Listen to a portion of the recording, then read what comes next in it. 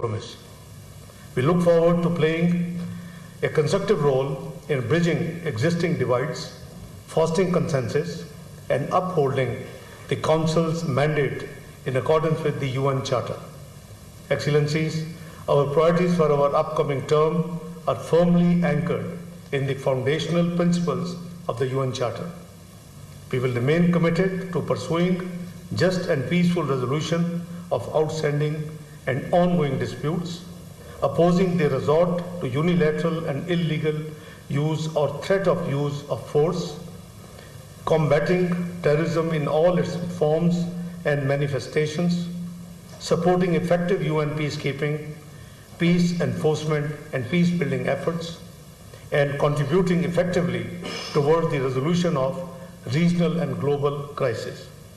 We view the E10 members as a crucial force for upholding the principles of transparency, accountability, and regional representation.